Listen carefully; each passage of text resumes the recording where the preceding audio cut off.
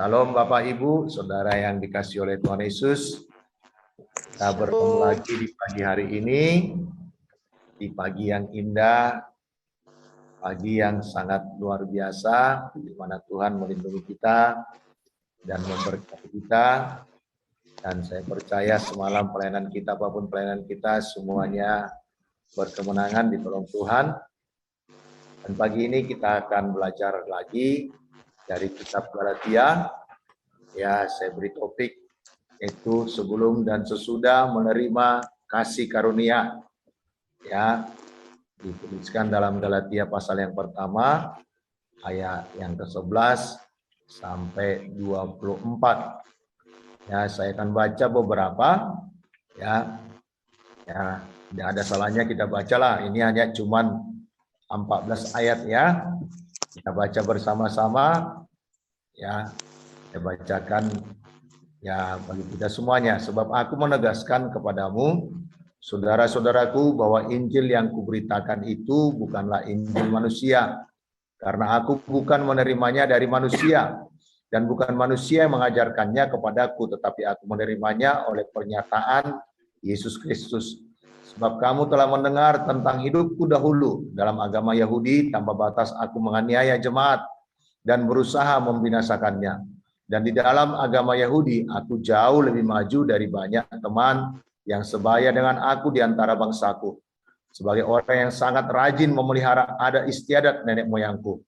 Tetapi waktu Ia yang telah memilih aku sejak kandungan ibuku dan memanggil aku oleh kasih karunia-Nya, berkenan menyatakan anaknya di dalam aku, supaya aku memberitakan Dia di antara bangsa-bangsa, bukan Yahudi, maka sesaat pun aku tidak minta pertimbangan kepada manusia. Juga aku tidak pergi ke Yerusalem mendapatkan mereka yang telah menjadi rasul sebelum aku. Tetapi aku berangkat ke tanah Arab dan dari situ kembali lagi ke Damsyik. Lalu 3 tahun kemudian aku pergi ke Yerusalem untuk mengunjungi Kepas, dan aku menumpang 15 hari di rumahnya. Tetapi aku tidak melihat seorang pun dari rasul-rasul yang lain kecuali Yakobus, saudara Tuhan Yesus. Di hadapan Allah yang kutegaskan, apa yang kutuliskan kepadamu ini benar, aku tidak berdusta. Kemudian aku pergi ke daerah-daerah Syria dan Kilikia, tetapi rupaku tetap tidak dikenal oleh jemaat-jemaat Kristus di Yudea. Mereka hanya mendengar bahwa Ia yang dahulu menganiaya mereka, sekarang memberitakan iman yang pernah hendak dibinasakannya. Dan mereka memuliakan Allah karena aku. Ya, Paulus, seorang rasul, bukan karena manusia, juga bukan oleh seorang manusia, melainkan oleh Yesus Kristus dan Allah Bapa yang telah membangkitkan Dia dari antara orang mati. Bapak Ibu Saudara yang dikasihi oleh Tuhan Yesus, Paulus ini sangat sadar akan panggilannya di dalam Tuhan. Ya, dan sangat luar biasa Tuhan menolong dia, dan dia tidak malu dengan kehidupannya yang dahulu, karena dikatakan ayat 13 dan 14, ya, dia jahat, penganiaya orang Kristen, dan setuju bila orang Kristen itu dihukum, orang-orang yang percaya kepada Yesus itu dihukum. Ya, dia menganiaya jemaat dari rumah-rumah, dia tarik, bahkan dia bunuh. Ya, dan dia memiliki kuasa yang penuh dalam menganiaya jemaat. Dan dia melakukannya, ya kalau istilah sekarang ini, dia punya payung hukum untuk melakukan itu semuanya. Karena para imam-imam ya memberikan surat kuasa kepadanya. Ya, dan dia berkata, dia lebih maju dalam pemahamannya akan kitab Taurat, dalam agama Yahudi, dia lebih maju pemahamannya dari orang-orang yang sebaya dengan dia. Tetapi hatinya penuh dengan kebencian kepada orang-orang yang percaya kepada Yesus.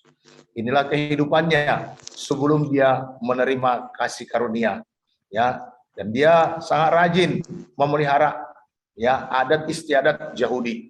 Ya, bahkan tidak ada bercela dalam hal itu. Tetapi kita bersyukur kepada Tuhan, sungguh Tuhan luar biasa.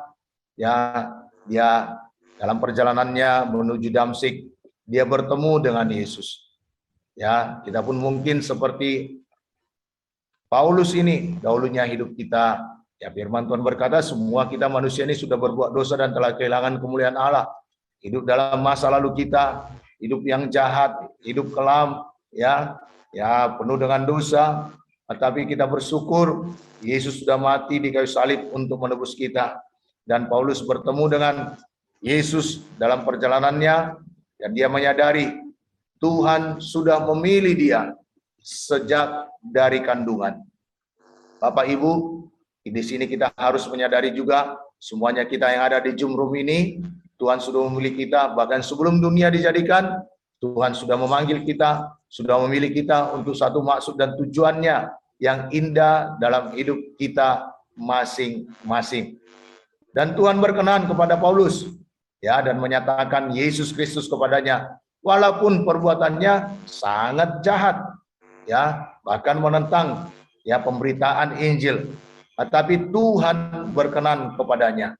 Dan Paulus dipanggil Tuhan oleh karena kasih karunia, bukan karena perbuatannya, bukan karena kesalehannya, bukan karena ya kepintarannya, tetapi semata-mata oleh kasih karunia saja. Dan Paulus juga menuliskan hal itu, bahwa kita diselamatkan bukan karena kebaikan kita, bukan karena perbuatan kita, tetapi semata-mata karena pemberian Tuhan kepada kita. Nah, Bapak Ibu, Saudara yang dikasihi oleh Tuhan Yesus, Paulus ini terpanggil ya karena kasih karunia Tuhan Yesus kepadanya, bukan karena ketaatannya atau pengetahuannya akan hukum ya agama Yahudi atau hukum Taurat, atau kepada pengetahuannya akan ada istiadat, bukan, tetapi dia terpilih karena kasih karunia Tuhan semata-mata. Jadi kita menjadi hamba Tuhan ya karena Tuhan yang memanggil kita, Tuhan yang memilih kita, apapun latar belakang ya teologi kita, pengetahuan kita, kemampuan kita, kesanggupan kita, mungkin kepintaran kita, semua semata-mata Tuhan memanggil kita karena anugerahnya bagi kita.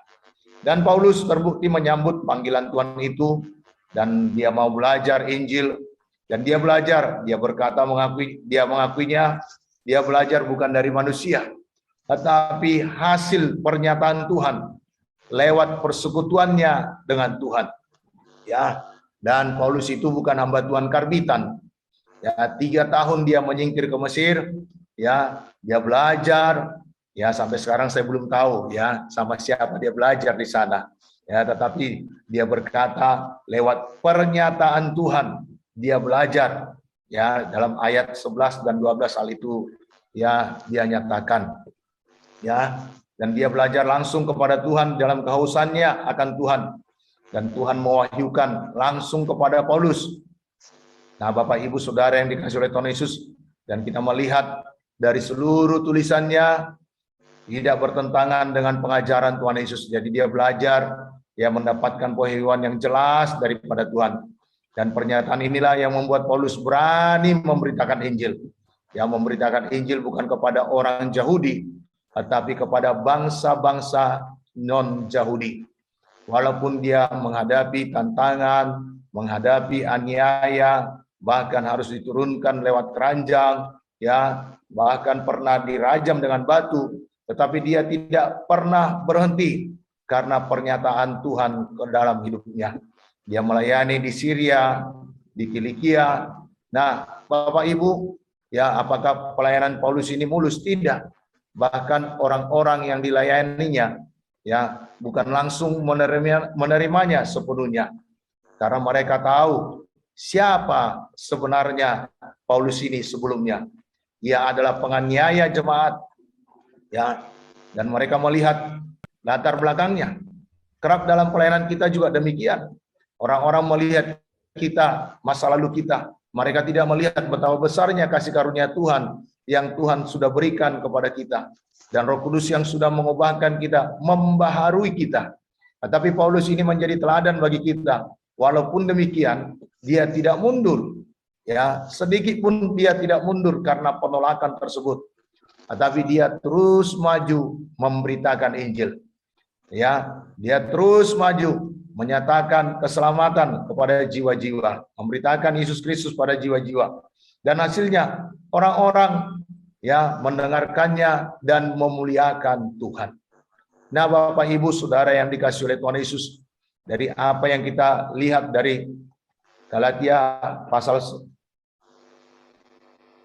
1 ini, ya Bapak Ibu, dari apa yang baru kita baca, kita melihat Bapak Ibu, ya, siapapun kita, apapun latar belakang kita, serta pendidikan kita, setelah kita menerima kasih karunia Kristus, percaya sepenuhnya kepadanya, kita sudah dipilih dan dipanggil Tuhan.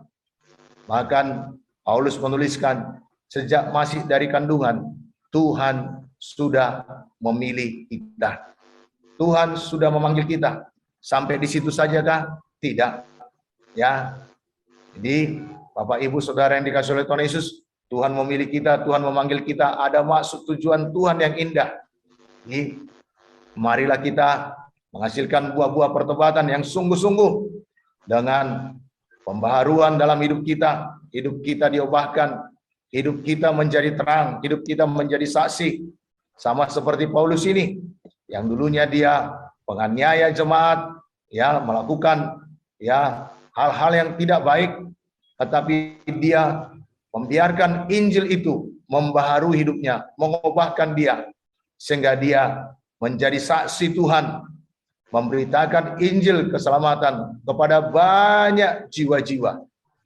Biarlah kita tidak hanya sampai kepada kita saja Injil yang kita terima itu, kasih karunia yang kita terima itu, biarlah juga kita membagikannya kepada orang-orang di sekeliling kita, sehingga lebih banyak orang-orang yang mendengarkan Injil, karena dengan Injil lah orang-orang di sekitar kita dapat diselamatkan.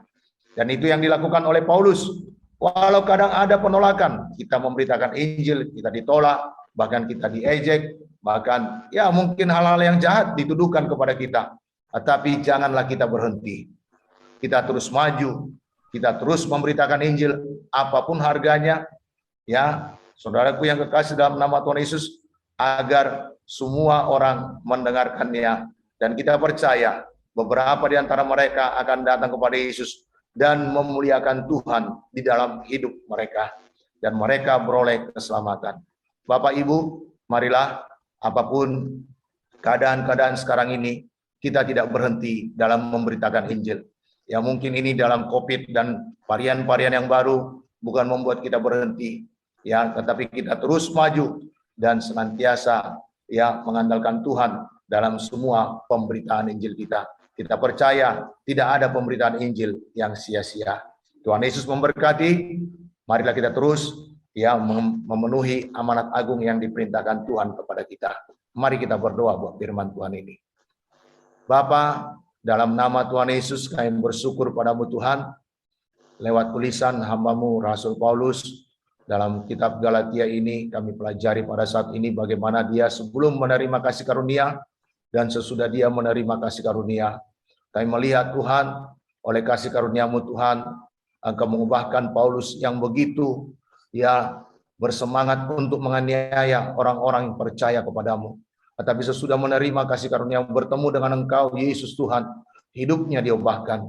Dia mau belajar akan Injil-Mu, dia mau belajar akan kebenaran-Mu, dan hidupnya berubah Tuhan menjadi saksi, menjadi terang, sehingga apapun bayaran yang harus dia bayar untuk memberitakan Injil-Mu, dia tidak pernah mundur Tuhan. Dia tidak pernah berhenti Tuhan, tetapi dia terus maju, sehingga banyak jiwa-jiwa Tuhan dimenangkan bagi kerajaan-Mu. Bahkan sampai saat ini juga tulisan-tulisan hamba-Mu ini Tuhan menjadi berkat bagi kami Tuhan. Terima kasih Bapa. Biarlah kami juga hamba-hamba-Mu, semua kami yang ada di Jumrup ini, oh Tuhan Yesus, meneladani hamba-Mu ini Tuhan, untuk kami terus maju memberitakan Injil-Mu, walau ada aniaya, walau ada penolakan, walau ada harga yang harus kami bayar, kami akan menggenapi amanat agung-Mu Tuhan, sampai Engkau datang kedua kalinya. Terima kasih Bapa. Di dalam nama Yesus kami berdoa, termeterailah firman-Mu di hati kami, dan itu yang kami lakukan, kerjakan sampai Engkau datang. Syukur Tuhan, syukur Tuhan. Di dalam nama Yesus kami bersyukur. Amin.